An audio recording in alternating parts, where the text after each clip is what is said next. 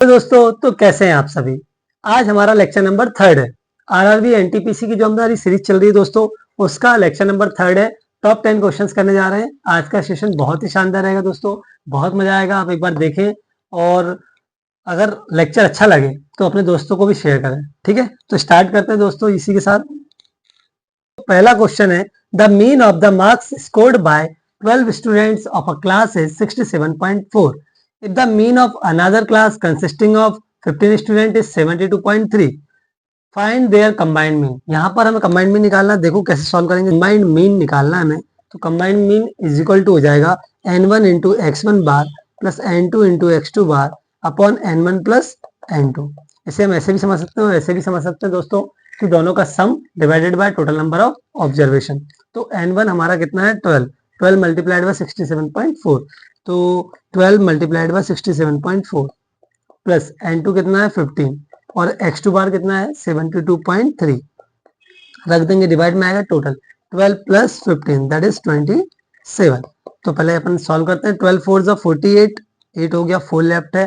12 7 जा 84 और 4 88, 8 हो गया, 8 लेफ्ट है। 12 6 जा 72 और 8 हो गया 80 और डेसिमल एक प्लेस के पहले, यूनिट प्लेस के पहले, तो ये हो जाएगा 808.8 प्लस 15 से मल्टीप्लाई करेंगे तो 15 into 3 that is 45, 5 4 left, 15 two 30, 30 और 4 34, 3 लेफ्ट, 15 7 जा 105 और 3 ऐड करेंगे तो 108 और डेसिमल यहाँ आ जाएगा। अपॉन में क्या हो जाएगा दोस्तों 27। अब इसे सिंप्लीफाई करते हैं। 8 प्लस 5 13, 1 लेफ्ट, 4 8 12 और 1 13, 1 लेफ्ट, 8 और 1 9, फिर 0, अच्छा 8, ठीक है 8 हो गया और ये 1 हो गया और ये डेसिमल आ जाएगा। डिवाइड में कितना आ जाएगा दोस्तों 27। इस तरह से ये हमारा सॉल्व हुआ। अब हम कैंसिल आउट करते हैं इसको, तो 3 9 जा 27 और 3 से इसे कैंसिल करते हैं तो 3 6 जा 18, 3 3 जा 9, 3 1 जा 3 1 जा 6 3 1 1 अपॉन 9 आ गया दोस्तों। अब 6 3 1 1 अपॉन 9 क्या होगा देखते हैं। 6 3 1 1 अपॉन 9, जब हम इसे 9 से डिवाइड करेंगे तो 9 7 जा 63, फिर डिवाइड नहीं जाएगा तो 0, फिर 11 हो जाएगा तो 9 1 जा 9, राइट। फिर 2 लेफ्ट बचा, 1 लेफ्ट, हाँ 2 लेफ्ट बचा, फिर 9 2 जा 18, यानी कि ये आ गया। और डेसिमल कितने अंक पहले 2, यहाँ पे 1 आ रहा है, ठीक है। तो एक डेसिमल हटाएंगे 0 लगाएंगे, मतलब कुल मिला के ये आएगा 70.13, है ना। 0 के बाद डेसिमल कब लगाएंगे, वो डिजिट उतारने के लिए। तो आंसर कितना हो जाएगा हमारा 70.12। तो ऑप्शन नंबर ए क्या हो जाएगा दोस्तों, हमारा करेक्ट आंसर हो जाएगा। अब देखते हैं हम question number second. Question number second क्या है, a sum borrowed at 6% per annum earns in interest which is 1/3 of the principal in x years, find x year.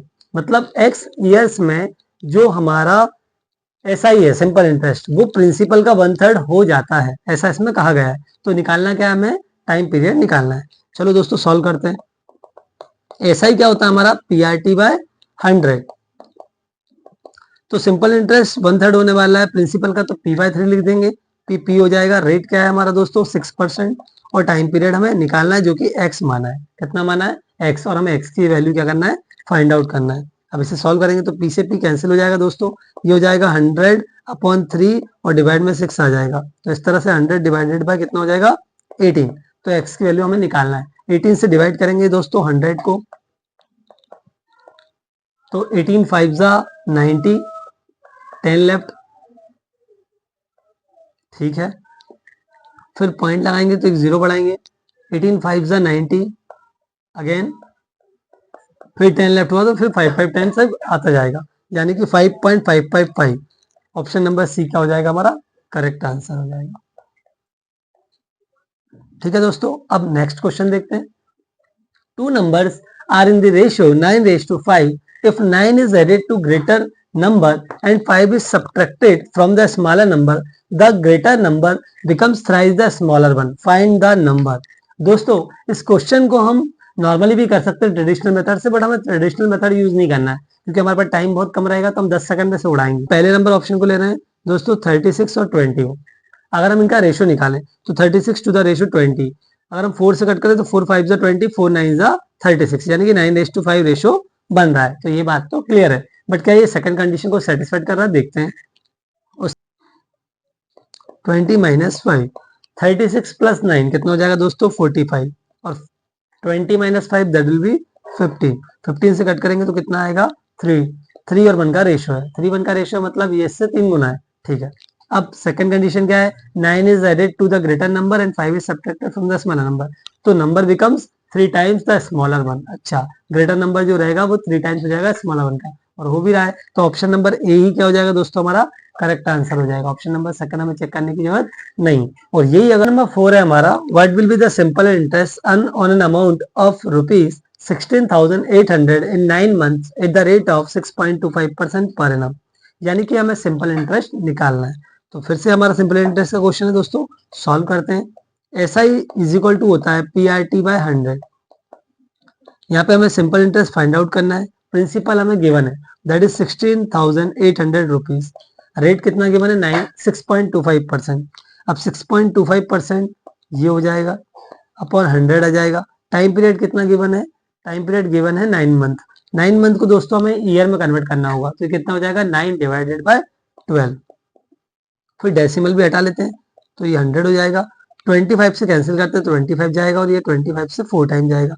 4 से कैंसिल करते हैं, ये 4 4 जा 16, 4 2 जा 8, और ये 00, 00 से 00 कैंसिल हो गई, कितना आया 42 multiplied by 25 multiplied by 9 upon 12 बचा, और कैंसिल होता है और कैंसिल करेंगे, 3 3 जा 9, 3 4 जा 12, 2 2 जा 4, 2 से ये 21 टाइम, तो ये हो गया 25 multiplied by 21 into 3 that is 63 upon का क्या हो जाएगा 2, तो 25 मल्टीप्लाइड बाय 63 अपॉन 2 हो जाएगा 1575 अपॉन 2। इसे कैसे करते हैं, 2 7 जा 15, 2 7 जा 14, 1 लेफ्ट, 2 8 जा 16, 1 लेफ्ट, 2 7 जा 14, 1 लेफ्ट, फिर 2 5 जा 10 और 0, तो यानी कि 787.50। तो दोस्तों क्या हो जाएगा हमारा आंसर 787.50, यही हमारा सिंपल इंटरेस्ट हो जाएगा। ऑप्शन नंबर ए क्या हो जाएगा हमारा करेक्ट आंसर हो जाएगा। क्लियर है, नेक्स्ट क्वेश्चन देखते हैं। Pipe 1 can empty a tank in 6 hours while pipe second can do so in 18 hours if both are working together, in how much time will they empty the full tank? दोस्तों पहला वाला जो tank है वो 6 hours में empty करता है, ठीक है, और जो सेकंड वाला टैंक है वो पूरे टैंक को 18 hours में एम्प्टी करता है। If both are working together, अगर दोनों को एक साथ खुला छोड़ दिया जाए तो कितनी देर में टैंक खाली हो जाएगा, ये हमें निकालना है दोस्तों। चलो करते हैं इसका सॉल्यूशन। ए अगर किसी टैंक को 6 आवर्स में खाली करता है, बी सेम टैंक को 18 आवर्स में खाली करता है, तो इन दोनों का एवरेज निकालेंगे तो क्या आ जाएगा कैपेसिटी ऑफ टैंक। 6 और 18 का एलसीएम होगा दोस्तों 18 यूनिट्स या 18 लीटर्स भी लिख सकते हैं।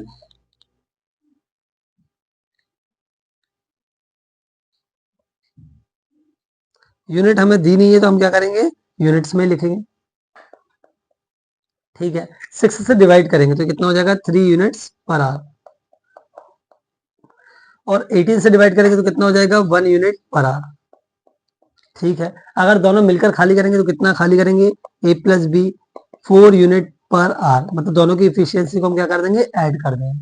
अब हमें कितना टैंक खाली कराना है 18 यूनिट्स, तो क्या हो जाएगा ए प्लस बी कितना टाइम लगाएंगे, ए प्लस बी लगाएंगे टाइम, टोटल टैंक की कैपेसिटी 18 अपॉन 4, कैंसिल करेंगे 2 से 2 टाइम, 2 से 9 टाइम, दैट इज 4.5 आवर, 9/2 यानी कि 4.5 आवर। तो हमारा आंसर क्या हो जाएगा दोस्तों option number B. Next question discuss करते हैं। नेक्स्ट क्वेश्चन है हमारा उसी शिफ्ट का।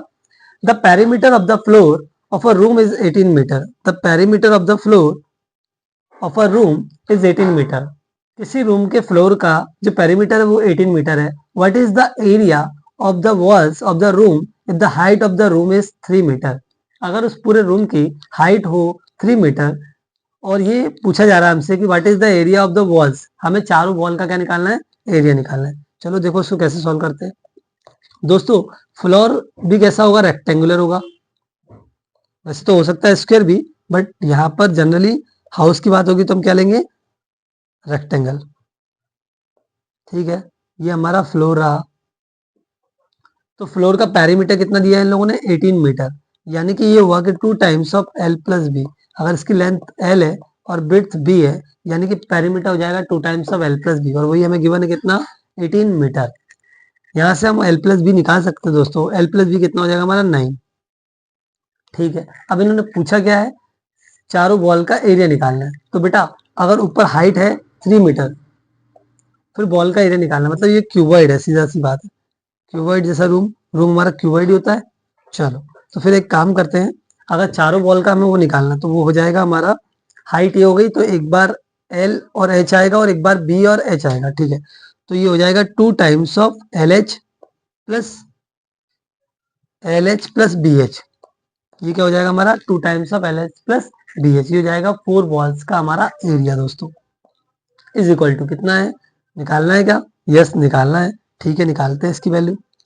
एक काम करते हैं, यहां से कॉमन ले लेते हैं। कॉमन क्या आ रहा है, कॉमन आ रहा है हमारा h, तो 2h कॉमन ले लिया, l प्लस बी हो जाएगा। ठीक है दोस्तों, अब हाइट दी हुई है हमें 3 मीटर, तो हाइट रख देंगे 2 इंटू 3, और l प्लस बी की वैल्यू कितनी है दोस्तों, 9। तो ये हो जाएगा 3 टू जा 6, 6 इंटू 9 54 मीटर स्क्वायर। ये क्या हो जाएगा हमारा करेक्ट आंसर हो जाएगा। तो ऑप्शन नंबर ये हमारा आंसर हो जाएगा। क्लियर है क्या, एक बार फिर से एक्सप्लेन करो ताकि प्रॉपर समझ में आ जाए। देखो हमें ना फ्लोर का एरिया दिया हुआ है, फ्लोर का पैरामीटर दिया हुआ है। तो फ्लोर का पैरामीटर क्या दिया हुआ है हमें, फ्लोर का पैरामीटर दिया है हमें 18 मीटर। तो 2 times of L plus B कितना हो जाएगा हमारा 18 हो जाएगा। तो एल प्लस बी कितना हो जाएगा 9 हो जाएगा यहाँ से। अब उसने चारों बॉल का मांगा है, तो एल और एच, तो एक के लिए क्या हो जाएगा हमारा एरिया एल इंटू एच, और दूसरे के लिए भी हो जाएगा। तो अगर पैरामीटर की बात करता तो बात कुछ और थी, उसने एरिया की बात करी तो क्या फॉर्मूला हो जाएगा 2 times of L H plus B H, क्योंकि 4 बॉल्स होती है दोस्तों। तो एल इंटू एच ये हुआ अगर, तो ये भी क्या हो जाएगा एल इंटू एच। अगर बी इंटू एच वो बॉल्स हुई तो ये वाली बॉल भी क्या हो जाएगी बी इंटू एच। तो 2 L H and 2 B H, तो 2 कॉमन ले लेंगे तो क्या बनेगा formula 2 times of L H plus B H, और 2 कॉमन ले लिया, एच कॉमन ले लिया, 2 है हमारा, एच कॉमन ले लिया, तो ये हो गया L plus B. 2 into 3 into 9 that is 54 meter square. तो ये हमारा आंसर हो जाएगा। नेक्स्ट है question number 7। If 20 men can complete a piece of work in 15 days working 8 hours per day, then how many men will be required to complete the same work in 10 days working 6 hours per day? चलो इस question को solve करते हैं। कैसे करेंगे दोस्तों, देखो solution. हमारा फॉर्मूला हो जाएगा M D H is equal to M D H. जब भी मैन वर्कर और ये सब क्वेश्चंस आते हैं और टाइम दिया हो, आर दिया हो, सब कुछ दिया है, तो क्या फॉर्मूला लगाते हैं M D H by W, M D H by W. तो फिलहाल यहाँ पे यूज होगा M D H is equal to M D H, M one D one H one M two D two H two हो जाएगा। ठीक है, अब मैन कितने दिए, नंबर ऑफ मैन 24 है, डी वन कितना है हमारा 15 डेज है, और इनके आवर्स कितने 8 आवर्स, एम टू कितने फाइंड आउट करना है साहब, डी टू क्या है, डी टू 10 डेज है, और एच टू क्या है, एच टू 6 आवर्स है। ठीक है, अब यहाँ से एम टू की वैल्यू निकालना है, और बाकी सब तो क्या है गिवन है। तो ये हो जाएगा हमारा इतना, 6 से कैंसिल करेंगे, 6 4 जा 24, 2 2 जा 4, 2 5 जा 10, 5 3 जा 15, 3 2 जा 6, और 6 8 जा 48, तो क्या हो जाएगा हमारा 48। तो नंबर ऑफ मैन कितने लगेंगे हमें, 48 मैन लगेंगे। तो ऑप्शन नंबर डी क्या हो जाएगा हमारा करेक्ट आंसर। ये भी हमारा आरआरबी एनटीपीसी में आया हुआ क्वेश्चन है दोस्तों।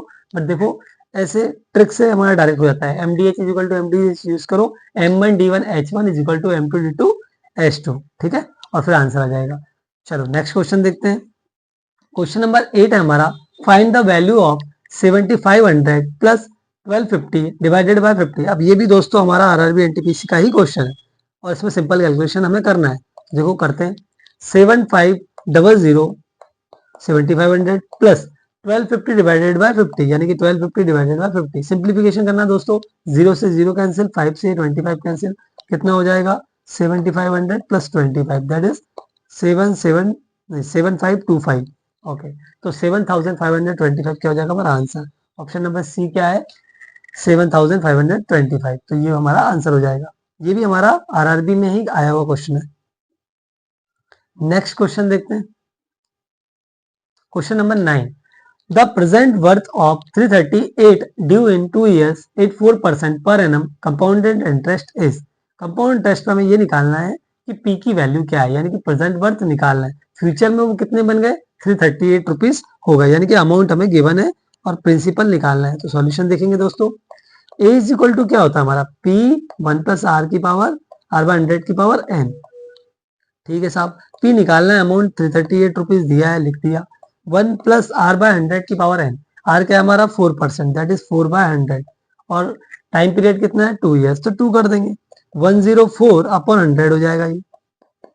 और 2 बार स्क्वायर चढ़ा है तो 2 बार लिखना पड़ेगा मल्टीप्लाई में। तो 104 अपॉन 100 एंड 104 अपॉन 100, 338।